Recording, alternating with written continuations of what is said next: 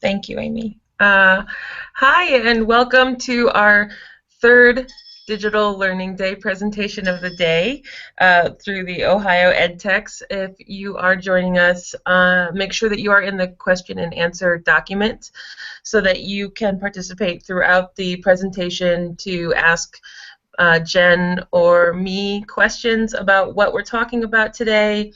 And if you ask a question, I might if it's a good time, pop in and interrupt Jen, and or I will wait to the end, and we'll make sure that you get all of your questions answered.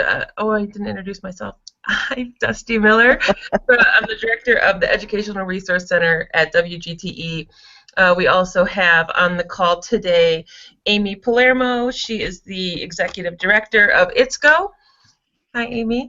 And presenting is Jennifer Furey, the instructional technology consultant at ITSCO, and this is her second round in a row, so I think it's going to be exciting. So she's going to also give a code out throughout in the middle of the presentation somewhere if you'd like to get credit for your participation today. And we are on a 30-second delay, just so you know. So if you're desperately trying to get a hold of us and we're not responding on the screen, just know that you are seeing us a little late. Let me see. I think that's it. I think we can just jump right in. Are you ready, Jennifer? Yeah. All right, I'm going to throw it over to you. All right, thank you. As Dusty said, my name is Jennifer Furey, and welcome to Digital Learning Day. I hope you all are having a wonderful day. This is Secret Sauce for Blended Learning. And just a couple of quick things. I will give out the code for the certificate halfway through. And if you want to get presentation materials or you want to access any of the things from today, you can do that on the Ohio EdTechs website. And again, it is Ohio EdTechs. So we will go ahead and get started. I will switch over.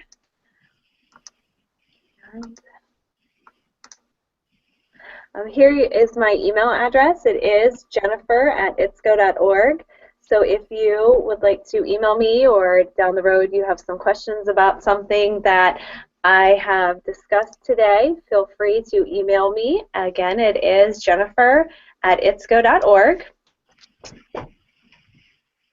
So just a little bit about ITSCO. ITSCO is a non-profit organization that services Central Ohio. We do technology, professional development, and other services around Central Ohio. All ITSCO instructors have come from the classroom and believe that professional development should be fun and applicable in the classroom. Again, my name is Jennifer Furey. Prior to coming to ITSCO, I taught 2nd and 3rd grade reading language arts for 6 years, and I was a technology integration specialist after that. So we are going to go ahead and ITSCO offers online classes, and we do on-site professional development as well as grant partnerships. So when our students are challenged but they're also having fun, they learn more because they're engaged in meaningful experiences. When school is hard work but it's also fun, I think that's when you really start to see the gears turn and they start to begin to ask questions and they kind of get deeper into the learning. But the question is, how do we make this happen? How do we get to this point? So we're going to talk today about the secrets to a successful blended learning environment. But before I let you in on all the secrets, we need to spend some time. I can't give them all away right at the beginning. That would be no one would stick around. So I want to keep you in suspense. So we're going to spend a little bit of time today talking and looking at the blended learning approach. During today's webinar, we'll look at what blended learning is, why use blended learning in your classroom, some common misconceptions, key ingredients to a successful blended learning experience, and then kind of taking it and putting it all together and really looking at what the secret sauce of blended learning is. Just a little interesting fact for you. Michael B. Horn, who's co-author of Disrupting the Class, said that by 2019, 50% of high school courses will be online in some form. I just thought that that was interesting, and kind of looking at where we are now and where he expects us to be by 2019. So what is blended learning? Blended learning is a formal education program where a student learns in part through online learning. The student has some control over the time, how much time they spend, the place that they take part in this online learning, the path that they take, and the pace, how much, how quickly they want to go through the online learning modules. It also takes part in a supervised brick and mortar location, so your traditional schoolhouse away from home. And it's all done through an integrated learning experience.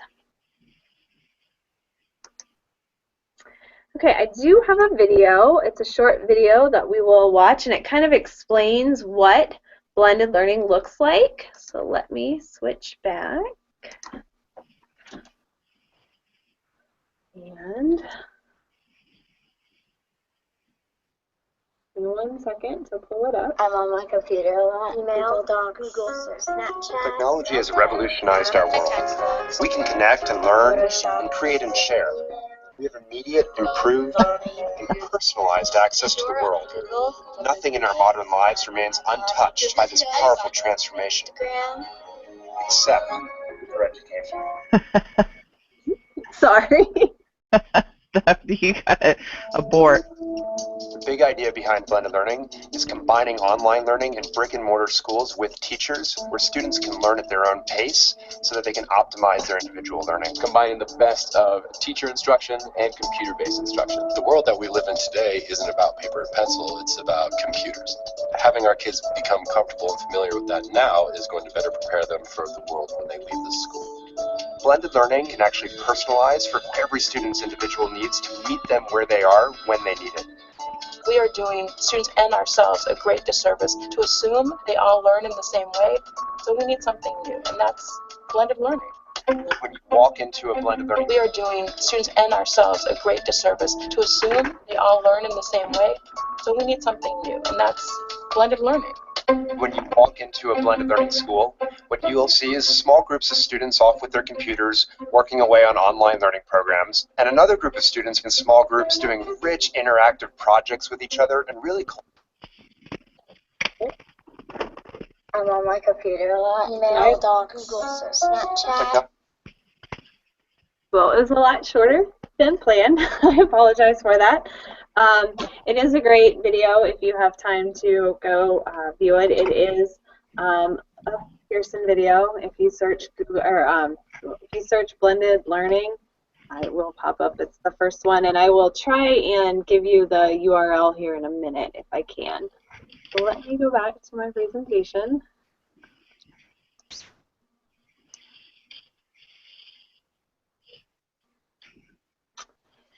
And let me give you the URL for this. If you would like to go view that. It is down here. I will give you a minute to kind of copy that down, or maybe Dusty can put it in the Google Doc for you. That way, if you want to. I recommend. It's a great video. Just kind of the benefits of blended learning in your classroom.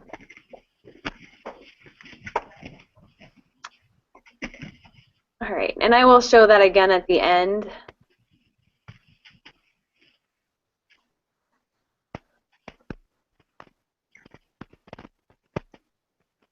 All right, so we'll go ahead and take a look at the 6 models of blended learning. The first one is face-to-face. And in the face-to-face model, the teacher delivers most of the material or the curriculum. I apologize. Teacher delivers most of the material or curriculum. A physical teacher provides the online learning in a lab or classroom setting. You have the rotation model. This takes place in a physical classroom setting, and the students rotate between a self-paced online learning and sitting in a classroom with a face-to-face teacher. So with both of the face-to-face and the rotation model, the students are in a classroom setting with a traditional teacher, but some of the learning takes place online.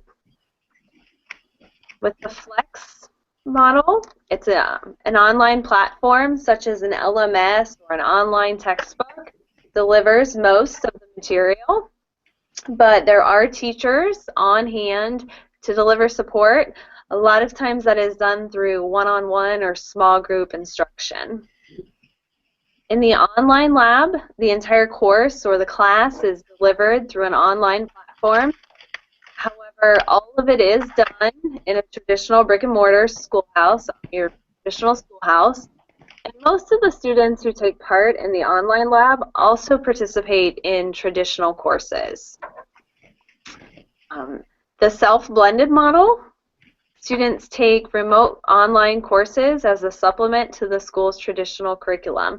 So a lot of times in this model, students will take a course that's not offered at their school, such as management, and it's done in a traditional school, but they take the online course. They're also taking part in traditional curriculum classes. And then you have the online driver. And with the online driver, students work remotely, and the material is delivered through an online platform. Unfortunately, today, even the best schools just are not set up or not up to speed with what the students need to succeed in today's world. So for students who need more than their school can provide them, online learning is the route that many are beginning to take. All right, so why use blended learning in your classroom? We're no longer teaching in a one-size-fits-all classroom. Today's schools were designed centuries ago to teach, excuse me, to teach and test, which is the exact opposite of what we want them to do now, which is differentiation and customization. Just because two children are the same age and have the same interests does not mean that they learn at the same same pace or have the same needs. Blended learning can help offer students a more differentiated or customized learning experience. So with using the blended learning in your classroom, you get a more personalized learning for your students. Not all of our students learn the same way. Some of our students are auditory or visual learners, but by moving to a blended approach, you're easily able to reach all types of learners in your classroom, not just learning that is happening in your classroom is tailored to individual students' particular needs in order to help them succeed. It's a differentiated approach, and it lets students fast forward if they have already mastered a concept, pause if they kind of need to stop and digest it, about it, or rewind and review it if they're just not sure they've mastered that concept. It also offers individual progress. Most students, unfortunately, today are forced to move on to the next concept when the whole class moves on, just time. And unfortunately, kids don't always get it. They don't understand it the first time or even the second time around. For some students, it's the third time around. Blended learning allows different ways for students to understand the content. It's self-paced learning, testing, and quizzing. It's all self-paced at their time that they have once they've understood the concept. You've got rich learning experiences that are happening. Blended learning allows for students to take information home, work through it on their own time, and this allows for the teachers to provide rich learning experiences in the classroom for the students. And student engagement is huge. An alarming amount of students, nearly half, drop out of school because not because they're not understanding or they're failing, but because they're bored in school.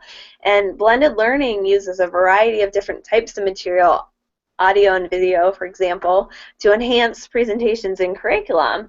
And this really helps to keep the learners engaged and make sure that all the material being presented is easily understood. It's kind of known as the hook to learn method. We're also, I don't know if anyone is aware, but we are kind of making a shift to online testing, supposedly. By moving to a blended approach, we kind of most of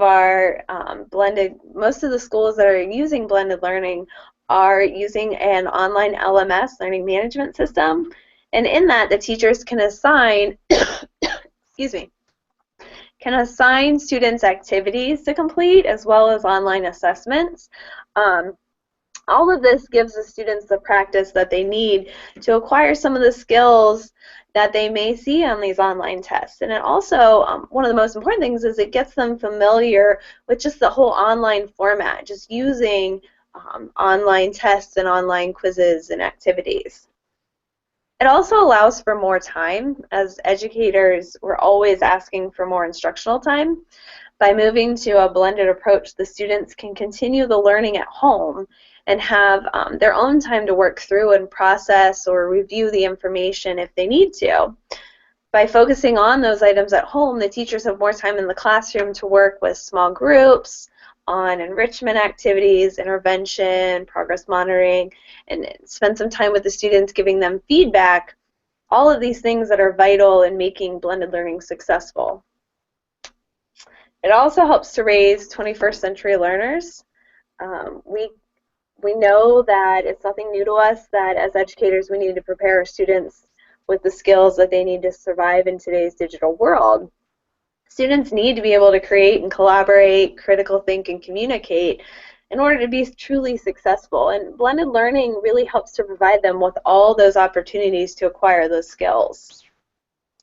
Data, I can't say it enough. I know as a teacher, I was huge on data. I always wanted more data on my students.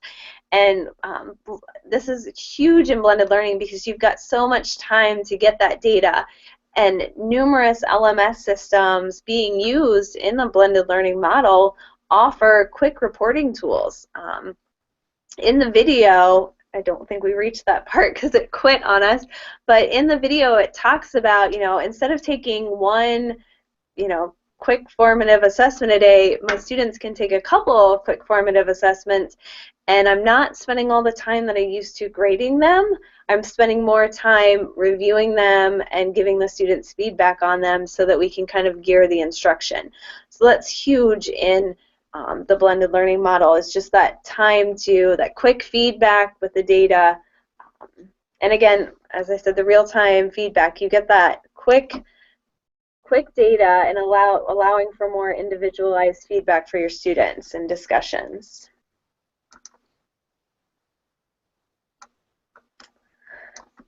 So some common misconceptions, these are kind of huge in blended learning. There's a lot that I think people have questions about in blended learning. Unfortunately, our kids do not know everything about technology. We we want them to know everything so that we don't have to, but our students just don't. We take them into the lab or we hand them a computer or a tablet and we expect them to be able to know how it works and learn on it. And unfortunately, they don't. You may have one or two students in your room who are kind of your technology gurus, and I recommend taking use of those students, but you really need to spend time teaching your students how to learn on technology and how to use technology to learn. Just like we would model best practices for a reading workshop or test-taking skills, science labs, we need to do that when we're using technology for learning. We need to model for the students how to use technology in order to learn, because at home they're not doing that. For the most part, it's for fun. So we really need to make sure that we spend quite a bit of time teaching our students how to use technology for learning. We also, one of the big misconceptions is that blended learning is distance learning. Blended learning is not going to replace teachers. I think that's a big misconception that people are worried about. But in order to truly have a successful blended learning program, you still need those student-teacher interactions. Blended learning just simply takes what good teachers already do every day and makes it better for all of those involved. Another one is there are no connections between teachers and students. When a blended approach is implemented and it's implemented successfully, it's going to free up the teacher to become more of a designer or facilitator. It allows you to reach your students in ways that you never could before. You have more time to spend really sitting down and working with your students individually or in small groups and building those connections. So there's actually more connections with your students than in the traditional classroom setting. The next one is, I have that quote up there from the Huffington Post, blended learning is not merely adding technology. I think a lot of people think that we can just throw technology into the classroom setting and we're making it, we're implementing blended learning. Unfortunately, you can't just add technology. It doesn't just become blended learning. You have to have a purpose. Constantly ask myself, what's my purpose? Why am I doing this? You really need to sit down and come up with a plan in order to really make it blended learning. It's great if you're adding technology, but we don't want to just digitize it. We really want to work on making it blended learning. And the last one is it's easy. If blended learning is easy, then we need to talk because in the beginning it probably should not be easy. Down the road it's going to be easy, but in the beginning there's going to be a lot of planning and preparation involved. Meetings that are needed to happen. You need to sit down and you need to talk with teachers, staff in your buildings, administrators, take into account some student input. And then put in the time and effort in the beginning. If you're going to do digital textbooks, that's going to take some time. So it's definitely not going to be easy, but in the long run, it's definitely going to be worth it. All right, so some key ingredients that are needed for blended learning. You need to have a plan and a vision and a timeline. When preparing for a blended learning implementation, you really this needs to be detailed. This is probably the most important part in the beginning of implementing a blended learning approach.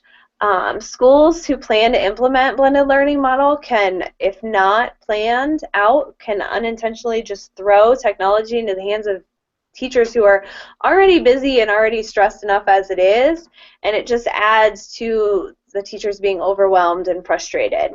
If there's not a plan or a vision, then you end up developing classes online that have no purpose. Again, we go back to what's our purpose, what's our plan, and you can also end up spending a lot of money that you didn't intend to spend. So I recommend just really sitting down and having those meetings, like I said before, with administrators, teachers, get student and community input, and spend the time in the beginning coming up with this plan and this timeline, and then in the long run it'll be better off for you and your district. As teachers, we know that things are going to change all of the time. We need to be very flexible, hence the video not working a few minutes ago. Got to move on the fly. In a blended classroom, things are going to change a lot because your students are going to come in and you might give them a quick little assessment, and then that's going to gear your instruction. It should gear your instruction for the day. So you need to be able to kind of move on the fly and be very, very flexible. If you are not flexible, then it's not going to do your students or you any benefit. I can't stress enough, being flexible is huge when using blended learning. You also need to have an understanding of the blended learning models. I definitely recommend before you begin implementing blended learning that you kind of sit down and you review the different types of the different models, blended learning models. There are numerous books out there that are great that discuss blended learning. You've got some options. There are videos.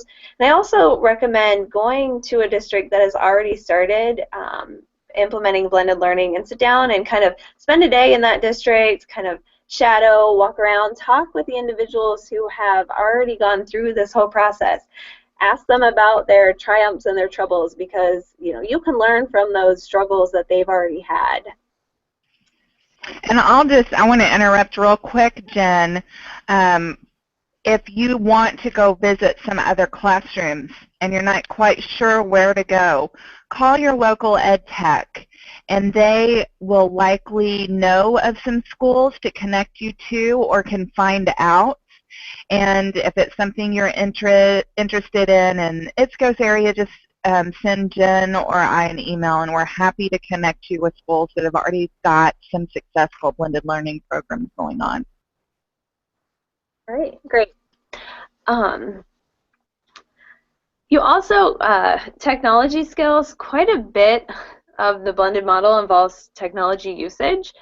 So I highly recommend that you have some knowledge of basic technology skills. You're going to spend a lot of time creating and editing videos, online digital textbooks, posting items online, creating audio files, using an LMS. So much of what is involved in blended learning does involve technology. And without having a knowledge of these skills, implementing blended learning in your classroom is not only going to be stressful for you, but all the students and parents that are involved in this experience as well. And then assessments. You need to have experience with various types of assessments.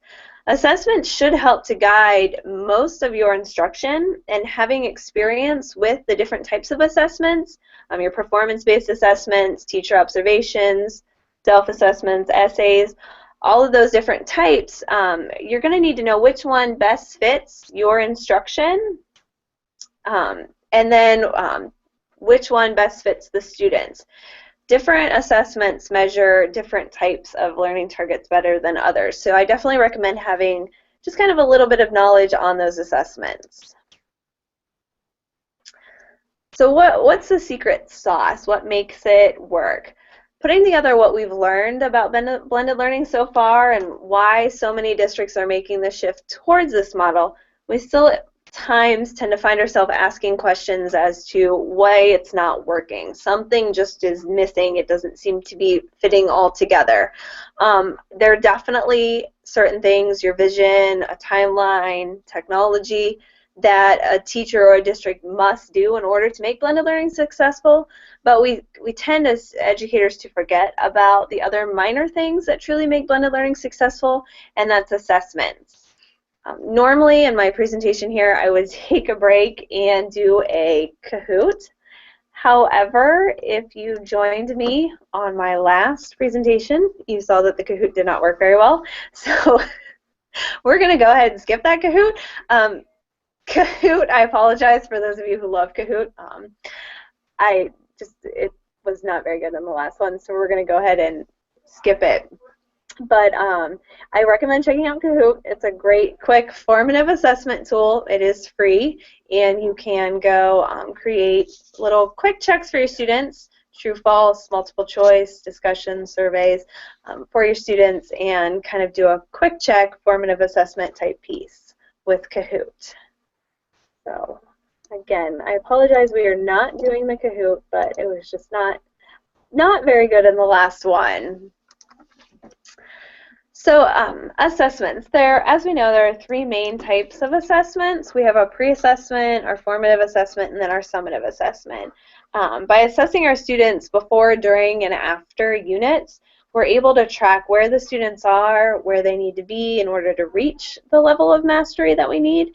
And then it all ensures that each student is moving at their pace. By assessing them, we're ensuring that they are moving through when they've truly learned the content.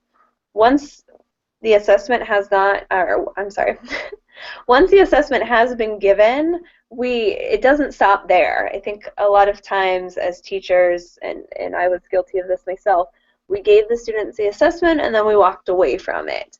But once the assessment, it doesn't just end there. We need to take that data that we've received from the assessment and really use that to gear our instruction towards the specific needs of the students. Where does this student need to go versus that student? What can we do with what we've learned from this data, from this assessment, to ensure that they've reached that level of mastery? Many of us also focus on the pre-assessment and the post-assessment, the summative assessment. What are students, what they already know, and then what they've learned. We want to make sure that we've covered everything in that unit at the end, and we want to see if we've taught them everything. But the formative assessment, the ones in the middle of our unit, are often skipped over. And we simply just say, as we're moving through certain topics or learning targets, do any of you have any questions? I know I, again, was guilty of doing this at times, but we don't really gain a whole lot of feedback from, do we have any questions? We really need to take the time to do a quick check using various tools such as Plickers or Kahoot or exit tickets. These types of assessments will give us more data than just simply asking if there are any questions. Pre-assessments, as we all know, pre-assessment should be done at the beginning of a unit to see what the students have a knowledge on. In order to truly customize our students' learning, we need to be able to design lessons that focus on topics that the students have a weakness in.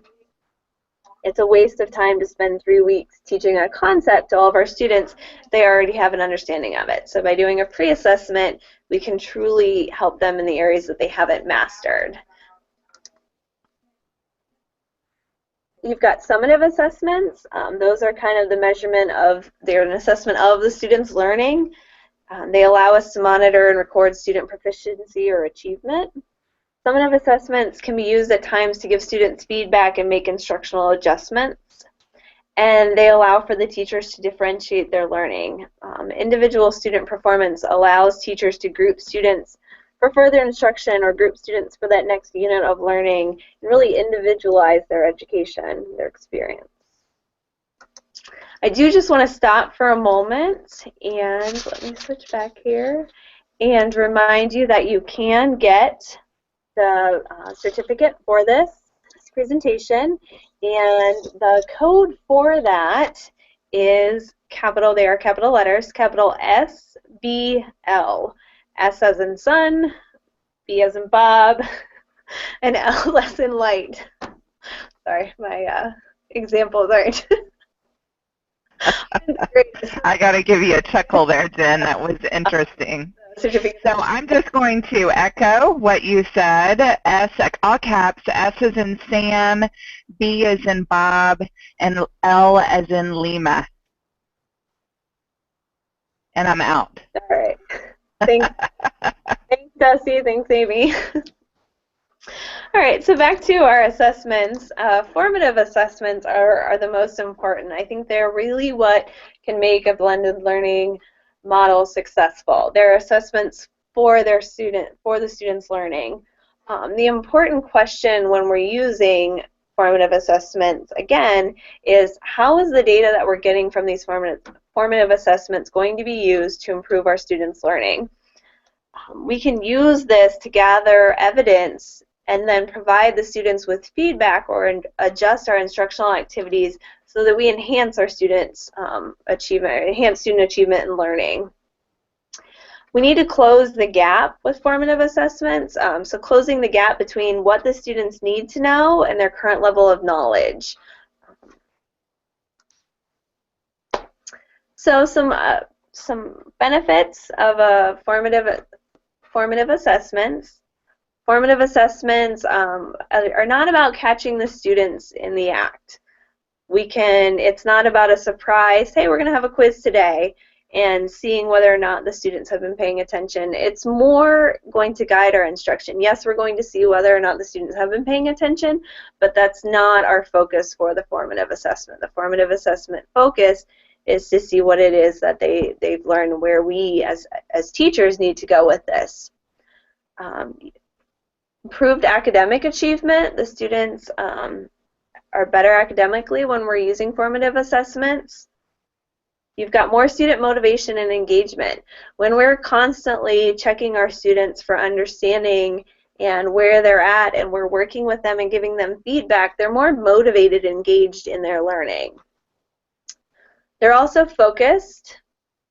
You've given them personalized learning experiences, and you're making, data-driven decisions in the students' learning.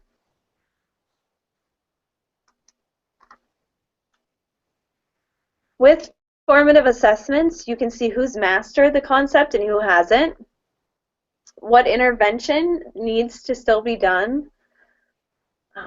You can ask yourself, how can I make sure my lessons are modified to meet their needs, and is my differentiation truly working? Are my methods working, or do I need to reevaluate those? And then you can also see how the students are progressing through their learning.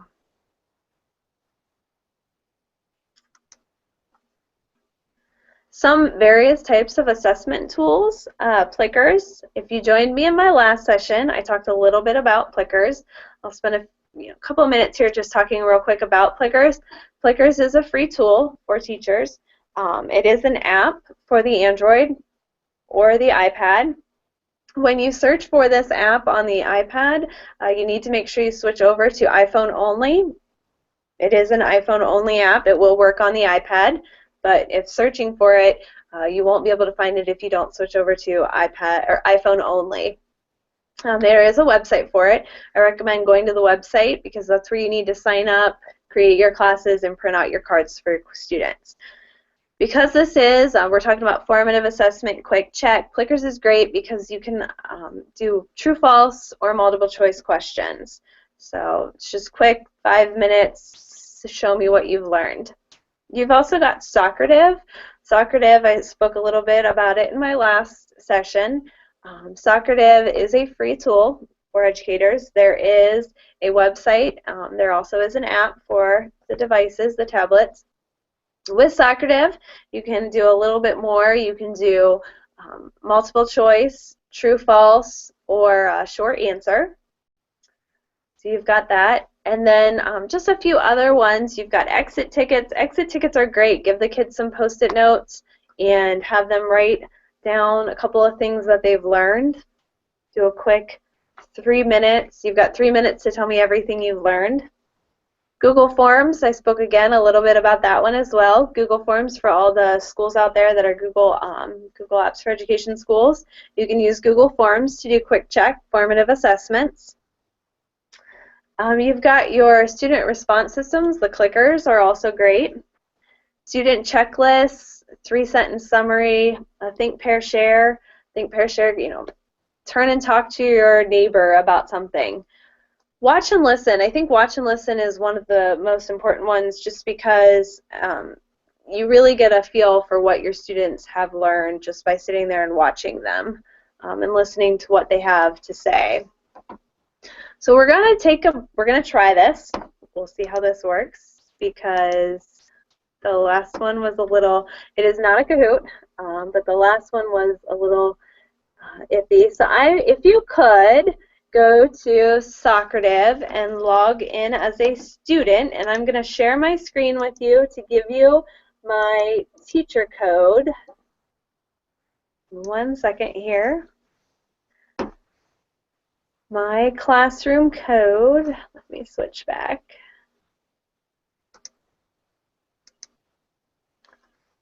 And I'm going to actually have you do a exit ticket here in a moment, just kind of summarizing what you think blended learning is, or what are the key ingredients for successful blended learning experience. So we will see, and my room number, my code is J as in jump, and then Furey, F-U-R-E-Y. F as in fun, U as in umbrella, R as in rainbow, E as in elephant, and Y as in yo-yo. Very nice, Jen. Hey, I try. Do you want them to do the teacher login? Is that what you said? No, I want them to go in as students. Students, okay, thank you. Yeah, so if you could go in as a student, and I will switch over to my screen here. So you can see my classroom is J. Furey. And if you want to go in and just kind of give me what you think the key ingredients for blended learning is. And again, this is just a quick formative assessment that you can use in your classroom.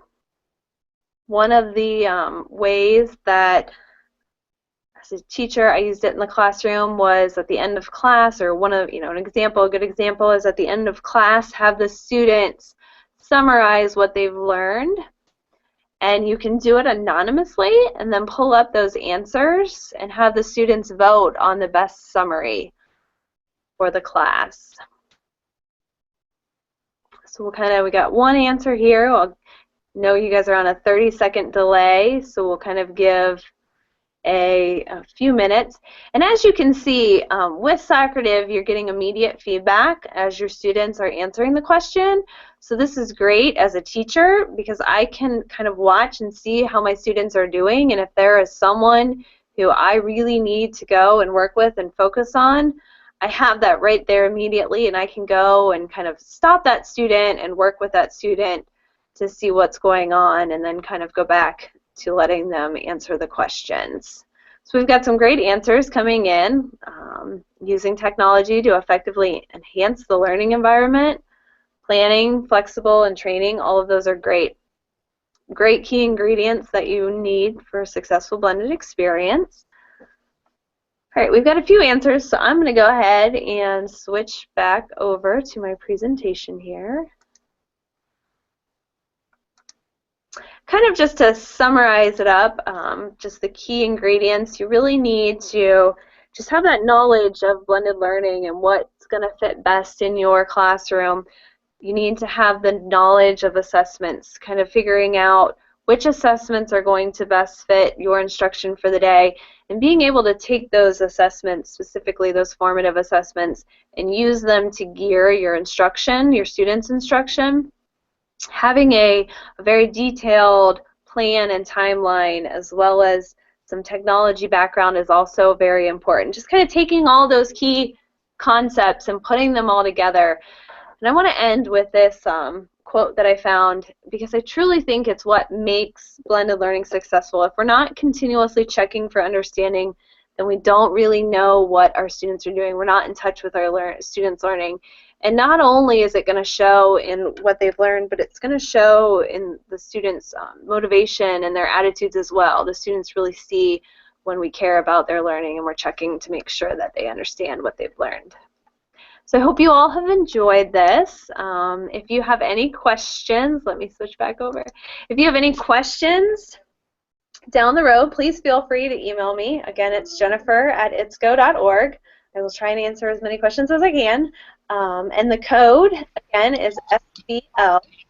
And I hope that you all have a great digital learning day. Any questions? I'm going to kind of give it back over to you, Dusty. I don't know if you have any questions that need to be answered. Actually, Jen, there are no questions for you today. I'm sorry. Dusty, I'm sorry, I had it on mute. I couldn't hear you. Oh, no problem. There's no questions for you right now on the document, but I have included your email, a link to all the resources that you used, and your presentation. So if anybody would like to get a hold of Jennifer to ask a question later, you can definitely do that through the question and answer document. Thank you so much for your presentation. Thanks. And Thank you, Dusty. Thank you all for joining us.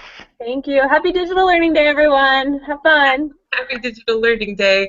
Our next presentation will start at 11, and it is create a flipped classroom with free iPad and Google Apps. So I hope that some of you who are on here right now will join us there. And I think we can end this session now. Thank you for joining us. Thanks. Bye. Bye-bye.